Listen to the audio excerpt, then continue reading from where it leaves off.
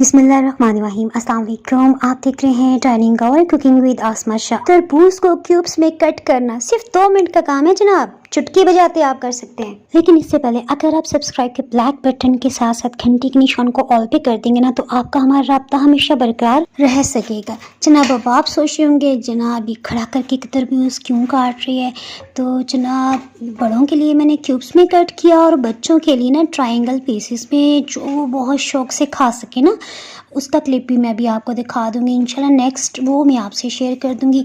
बस जनाब टेढ़ा मेढ़ा जैसा है ना, आपने 4 हिस्सों में से काट लेना है। जनाब क्यूब्स में कट करने से पहले मैं आपको ना ट्रायंगल पीसेस दिखा दूँ। ये लुक वाइज ना पॉप्सिकल्स की तरह लग रहा है, और बच्चे जब इस तरह की कोई भी इंटरेस्टिंग शेप देखते हैं ना, तो वो बिला वजह उठा के खाना शुरू हो जाते हैं। सो बच्चों को दिल ललचाने के लिए ना थोड़ी थोड़ी सी इस तरह के ट्रिक्स करने पड़ते हैं। हाफ पीस को दोबारा से हमने ना 2 हिस्सों में काट लिया है। अब आप जिस साइज़ में क्यूब्स कट करना चाहते हैं ना, उतना आपने ना बराबर बराबर डिस्टेंस रखते हुए ना इस तरह से कट लगा लेने हैं। इसमें एक तो छुरी का तेज़ होना बहुत ज़रूरी है, और दूसरा आपने काटते हुए ख्याल रखना है कि ये कट ना नीचे की सतह तक जाए। एक साइड पे इस तरह से कट लग के ना, अब हल्का सा इसे घुमाते हुए ना दूसरी साइड पे भी इसी तरह बराबर डिस्टेंस रखते हुए हम लंबाई में कट लगा रहे हैं। जनाब इसमें कोई जल्दी नहीं, आराम से अंदाज़ा लगाएं कि आप ना क्यूब्स का साइज़ क्या रखना चाह रहे हैं। तीनों साइड्स पे ना इसी तरह घुमाते हुए हमने कट्स लगा लिए। छुरी की नोक को अब इस पूरे ट्रायंगल पीस के ना तीनों चारों तरफ आपने अच्छी तरह घुमा लेना है, ठीक है।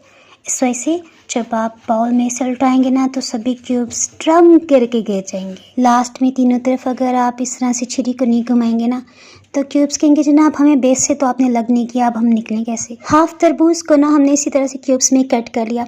अच्छा ये ना ऊपर तक फिल नहीं हुआ था, तो एक और पीस हमने लिया और बच्चों के लिए पॉप्सिकल्स वाले शेप में तो हमने कट कर लिया। और ये पीस एक फालतू था, इसको भी हमने ना ऐसे क्यूब्स में कट कर लिया ताकि बॉल पूरा फुल तो लगे ना। इसे आपने ना क्लिंग शीट से लाजमी रैप करके फ्रिज में रखना है, ताकि बाकी खानों में इसकी खुशबू ना जाए। अगर आपका बीपी हाई रहता है ना, तो आपने बिल्कुल नमक नहीं छिड़कना। खाएं पिए, अल्लाह का शुक्र अदा करें, मुझे दुआओं में याद रखें। अल्लाह हाफिज़।